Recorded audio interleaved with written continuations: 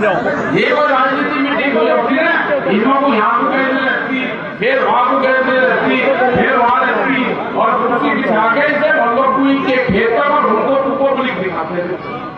हमारे बड़े ऐसे भीड़ में बैठ जाए सारे के सारे, वे एक एक चार दिखा, हमारे बड़े चार के दिखाओगे गाड़ियाँ हैं।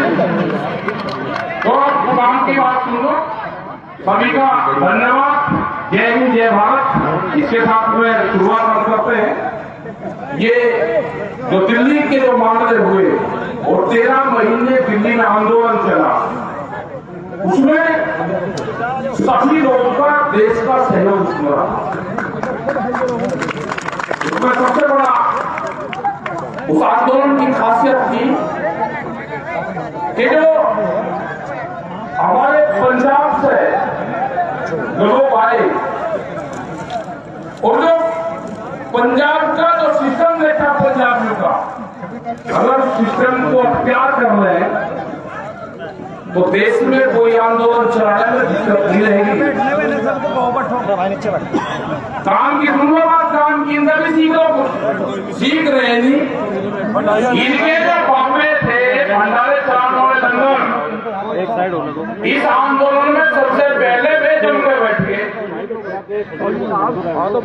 और वे जब चलाते थे ना लंगर चलाने वाले लोग, वे मंच पे भी नहीं जाते थे। हमारे वाले तो बैठ जाओ ना, रुक जाओ भाई, बात सुन लो, जो तुम खड़े बात सुन लो। हमारे वालों तो राड क्या है कि मंच पे पहले रहेंगे, काम कम करेंगे, ये राड है। लेकिन चलो जो कुछ है ठीक है, कर लेंगे, सुधरते सुधरेंगे। 13 महीने में बड़ी जीत उसको कहेंगे किसानों की, वो हासिल करिए समझौते के आधार पर। बहुत लोग कहते हैं कि हमने भारत सरकार को हरा दिया, किसान जीत गया। ना कोई हारा ना किसी की जीत हुई, समझौते के आधार पर उसको कहेंगे। और जब समझौता होता है पंचों का, पंच परमेश्वर, पंच प्यारे, 5 ही तो नहीं है। जब समझौता होता है तो जो फैसला हमारे पंचों ने किया भारत सरकार के बीच में, वो हम सब लोगों ने मान लिया। बड़ा सहयोग वहां पे उन मेडिकल के डॉक्टरों का रहा, जिनने 24 घंटे दवाइयां वहां पर बीमार हो चुकी। जो वहां पर सफाई कर्मचारी थे, उनका बड़ा योगदान रहा कि कोई नहीं निकलता था और सफाई कर्मचारी पूरे उनकी सफाइयां करते थे। बड़ा योगदान यहाँ के भंडारों का रहा। हर गांव से जो अनाज, सिस्टम, दाल, लस्सियां जाती थी, सब गांव से गया। कोई उसमें भेदभाव नहीं था। किसी ने ये नहीं कहा कि आपका हिंदू या मुसलमान या सिख के किसी के घर से गया। आटे में किसी के कोई जाति नाम नहीं है, वहां नहीं कहा किसी ने, लेकिन वहां सबने काम किया। यहां से पूरा इस क्षेत्र से भी, पूरा शामली क्षेत्र से, बहुत गांव से यहां से सामान वहां पे गए लोग रहे। वो आंदोलन जब पूर्ण हुआ, जब मीडिया के लोगों ने आपको 24 घंटे आपको दिखाया, वो प्रिंट मीडिया हो, इलेक्ट्रॉनिक मीडिया हो, वो हमारे सोशल मीडिया के बच्चे हो, उन्हें उस आंदोलन को सीखने के हिसाब से ट्रेनिंग वहां से ली। और जिन बच्चों ने पूरा लगन से वहां पे काम करा, वे आने वाले टाइम पे बड़े बड़े एंकर और चैनल में खोलेंगे, जिन्होंने वहां पे काम कर किया। बहुत लोग कहते हैं कि 13 महीने रहे वहां पे, कष्ट ले लिया। जब ट्रेनिंग होती है तो ट्रेनिंग में तो कष्ट होते हैं। वहां किसानों की आंदोलन की ट्रेनिंग थी 12 महीने, 13 महीने। वह पूरी ट्रेनिंग इस देश के किसान ने ली, इस देश के नौजवान ने वहां पर दी कि हर मौसम में किस तरह से अपने घर से बाहर कैसे अपने बांस के झोपड़ी बना के हमको रहना है। और आज उसका एहसास होता है कि जिस किसान ने वहां पे बांस की झोपड़ी बनाई, जब उस झोपड़ी को हटाता है तो उसको दर्द हुआ। जब आंदोलन खत्म होता है तो 1 दिन में खत्म हो जाना चाहिए। जब कोई पॉलिटिकल मीटिंग होती है तो 3 बजे लोग चलने लगते हैं, लेकिन वो दुनिया का एक पहला इस तरह का आंदोलन है कि आंदोलन की समाप्ति तो 19 तारीख को हो गई थी जब प्रधानमंत्री जी ने एक बड़ी घोषणा की, लेकिन उसके बाद में भी लोग गए नहीं। और जब वहां समझौता हो गया 9 तारीख में, उसके बाद में भी वहां पे भीड़ बढ़ना शुरू हुई और बहुत लोगों को कहने के बाद में वे कल 11 और 12 तारीख में आज लोग वहां से निकलना शुरू हो रहे हैं। उनको दर्द एक चीज का रहेगा हमेशा कि जहां पे हम एक साथ रहे, जिस गांव में हम एक साथ रहे, उस गांव की हमेशा याद आएगी। वो आंदोलन के गांव, वे विचारधारा से अलग अलग भाषाओं के लोग, मैं उनको दोबारा कहा मिलेंगे। लेकिन खुशी इस बात की है कि 1 साल की उनकी ट्रेनिंग पूरी हुई है। जिन लोगों ने उसमें 25 से 30-40 लाख लोगों ने वहां पर हिस्सा लिया होगा आंदोलन में, जो फिजिकल रूप से वहां पे आए होंगे आंदोलन में, क्योंकि 25 लाख के आसपास तो 26 जनवरी में थे, 4 लाख ट्रैक्टर फील्ड साइड में, तो हर रोज जो आदान प्रदान हुआ तो बहुत बड़ी संख्या में आदान प्रदान हुआ। वे वैचारिक रूप से बहुत लोग जुड़े जो वहां तक आ नहीं सकते थे, और ये वैचारिक क्रांति थी, ये पूरी हिंदुस्तान में गई। इस वैचारिक क्रांति से जो भी बच्चे जुड़े, जो भी नौजवान जुड़े, वे बेरोजगार युवा जुड़े, उनको एक ट्रेनिंग स्थल वहां पर था। वे बड़ी सोच लेकर वहां थे। सरकार 13 महीने बाद में मानी तो 13 महीने बाद भी वे गए। भारत सरकार से हमारा यह है कि जो समझौता हुआ उस समझौते पे काम करें। एमएसपी का इशू चला है पूरे देश भर में। अब एमएसपी को पत्रकार जान गए, एमएसपी को गांव का किसान जान गया, जो अपने खेत में फसलें बोता है उसको एमएसपी का पता चल गया। एमएसपी सरकार को नहीं देनी, ये गलत फहमी है जो सर बताते हैं कि एमएसपी सरकार को देनी है। अब आप समझ लेना, करीब 12 लाख करोड़ रुपए की एमएसपी की फसलें देश में पैदा होती है। मोटी मोटी सी रफली सी बता देंगे, आपको सब कुछ समझ में आ जाएगा 1 मिनट में। ये एमएसपी है क्या और एमएसपी भारत सरकार लागू क्यों नहीं करना चाहती।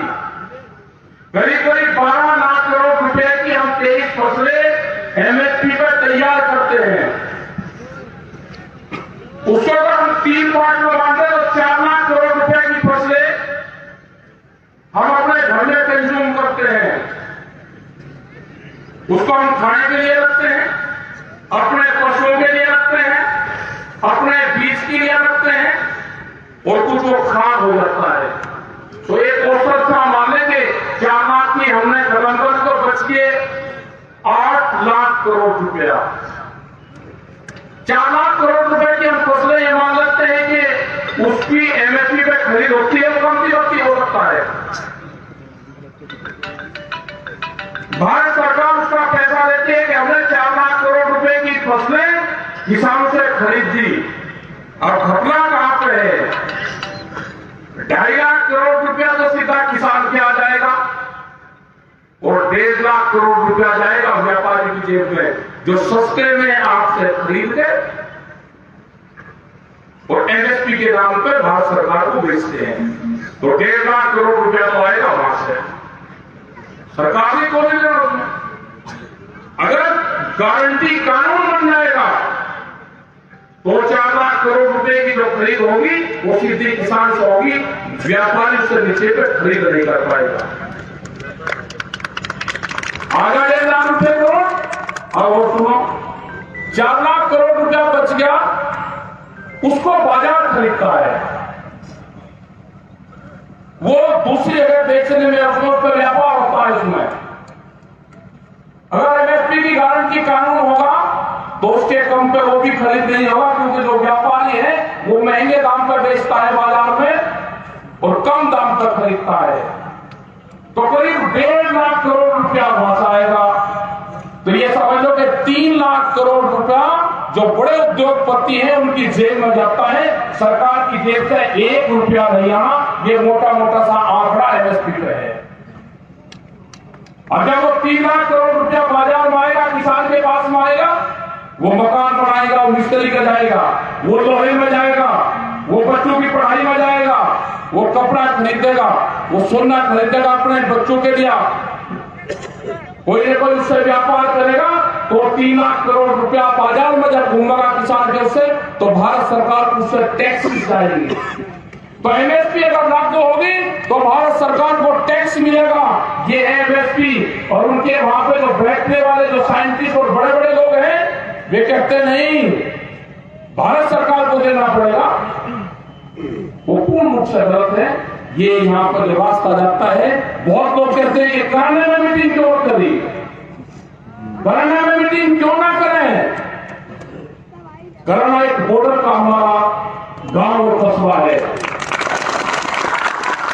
यहाँ पे हजारों ट्रक धान और गेहूं के निकलते हैं जो इलीगल तरीके से जाते हैं हरियाणा के अंदर, जो सस्ते में खरीद करके एमएसपी में बेचते हैं। घराने में मीटिंग इसलिए की कि ना जाए व्यापारी का माल, ना जाए वहां पे। हम अपना 50 क्विंटल धान नहीं बेच सकते, व्यापारी 25 से 30 हजार क्विंटल फसलें बेचता है।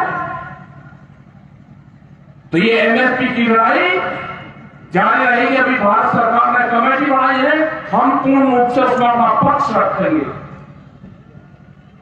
जो 2 दिन तक ये बात चलेगी उसमें कौन लोग रहेंगे। हमने कहा कि किसान की विचारधारा के लोग रहे, गांव की विचारधारा के लोग रहे, कंज्यूमर की विचारधारा के लोग रहे, लेकिन वे लोग उसमें नहीं चाहिए जो गलत क्लास में पड़े हुए हैं, जिनकी यूनिवर्सिटी अलग है। वे लोग उसमें नहीं चाहिए जो एमएसपी के समर्थन करते हैं कि एमएसपी होगा तो नुकसान होगा। उनकी क्लास गलत है। वे उद्योगपतियों की यूनिवर्सिटी में पढ़े हुए लोग हैं, वे हमको इस कमेटी में नहीं चाहिए।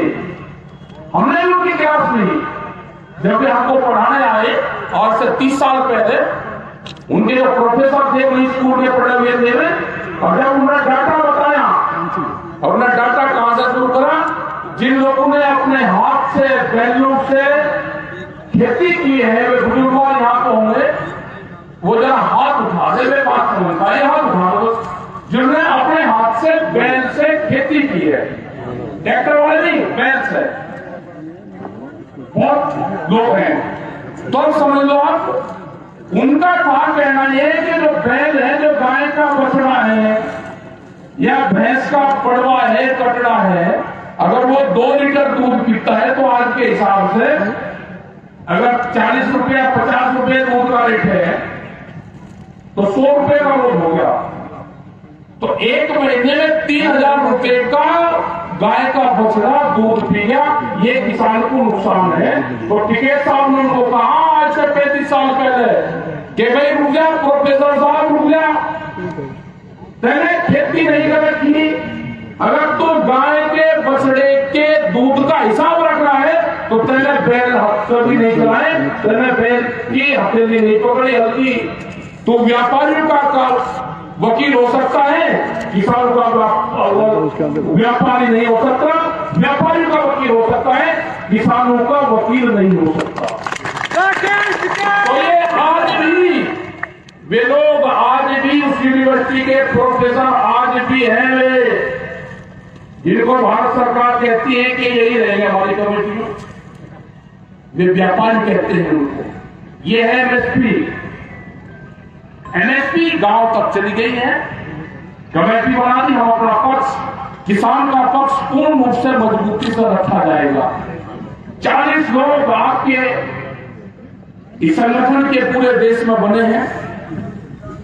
वो चाहे भाषा ना समझते हो कर्नाटक के लोग, लेकिन वे भाव समझते हैं। आप इकट्ठे रहो, बटना नहीं, आपको बांटने की कोशिश करेंगे, उसमें बटना नहीं। आपको जो किसान की इश्यू है आप उस पर हो। अभी यहाँ के भी बहुत से मामले हैं। हाईवे एक निकल रहा है यहाँ का भी, ये दिल्ली देहरादून इकोनॉमिक कॉरिडोर, उसके भी बहुत मामले हैं। यहाँ पे सहारनपुर, शामली, मुजफ्फरनगर, बागपत, एक ये भी है, इसमें भी जो इलीगल आए हुए कुछ किसानों की जमीन चली गई, पैसा नहीं मिला, तो इसमें भी किसानों के जो मुआवजा है उस पर सहमति नहीं बन पा रही। तो यहाँ के अधिकारियों से है कि उन किसानों से बैठ के बातचीत करें, जो मसले हैं उनको समाधान करें। आंदोलन खत्म हो गया, उन अधिकारियों से भी बातचीत होगी, जो पीडी है, जो डीएम है, उनसे बातचीत होगी। बहुत से सवाल आए हैं, वो जब बातचीत होगी तो उससे बात करेंगे, देखेंगे सारी चीज जब होगी, जब आप इकट्ठे होंगे। बहुत बड़ी प्रेस आई, दिल्ली तक के लोग कवर करने आ रहे कि कैराने में जा रहे, कैराने में जा रहे, कैराने में क्यों जा रहे जी? हाँ जाएंगे भाई, कैराने में भी जाएंगे। कैराना का मजदूर जो हमारा नौजवान है वो पानीपत में काम करने जाता है जी। जो हमारे यहाँ के बच्चे हैं पानीपत में काम करने जाते हैं, वे इंडस्ट्री यहाँ पे भी लग जाए, कैराने में इसलिए जा रहे, कैराने में इसलिए जा रहे कि जो यहाँ पे बिजली के खंभे दिखते हैं, अगर ये खंभा उत्तर प्रदेश की जमीन पे है तो किसान को 175 रुपए हाफ पावर बिजली का बिल देना पड़ता है, और अगर यही जमुना के पार होंगे तो इसको 35 रुपए हाफ पावर देना पड़ता है। कैराना में जाएंगे, उत्तर प्रदेश सरकार को बताएंगे कि बिजली के रेट हरियाणा के बराबर करो,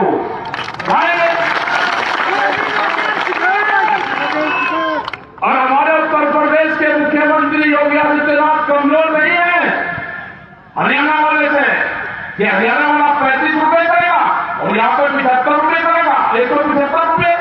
उनका कमजोर नहीं है, उनका बहुत मजबूत है।